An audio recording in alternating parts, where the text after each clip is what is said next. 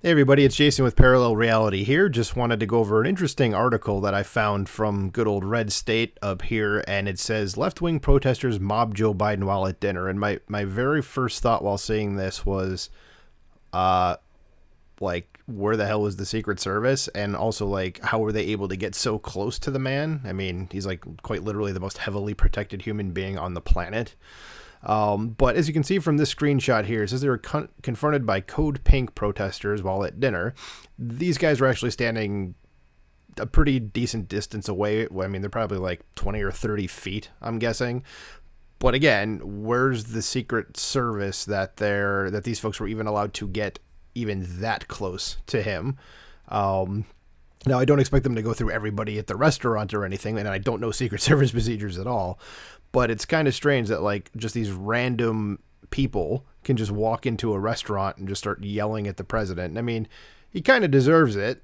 I don't think there's anything wrong with that, saying that just because of what he did. But what these folks were there protesting, as you can see here, describes itself as a feminist grassroots organization working to support peace and human rights. So it's basically, you're going to do what we want you to do, otherwise we're just going to yell at you incessantly.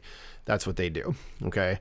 And the video is down here. I'm not going to play it just because you can watch for yourself, even though it is only 37 seconds. It's literally just them standing there. They're not yelling at him. They're just kind of like loudly talking at him, and with the people in the restaurant looking at them like you would for someone that would come into a restaurant and just start yelling across the entire thing. And then a server comes over and is basically like, you need to leave, sort of thing. So, and there's nothing like horrible in it. There's no violence or anything. And he's just sitting there at the table eating with Jill, totally fine. But saying like we ran into him is, I think it's almost insinuating that it's like, oh, hey, you're here too? As opposed to like, oh, we actually found out where he was going and made a point of going there to confront him about things. So that's a bit misleading there, Code Pink. So try again. We're not going to get into the ridiculousness of the climate protesters and just their unhinged narcissism at this point. But I just thought I wanted to point that out because, I mean, at this point, like, just why are these folks even allowed anywhere? Why is anybody allowed that close to the president without like someone immediately like coming up to them that's not a server at the restaurant? Someone that's more, armed, dressed in black, watching the president, coming up to them and going, you need to leave.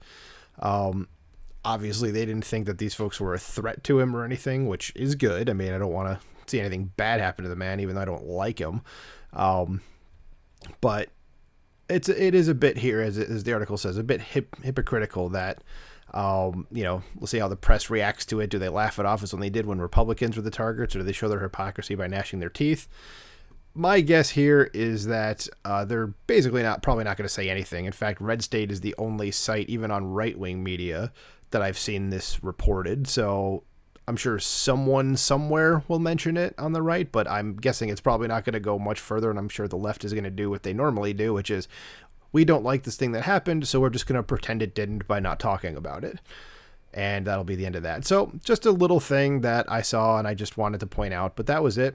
Hope everybody has a good day. Please like, share, and subscribe, and I will talk to you later. Bye.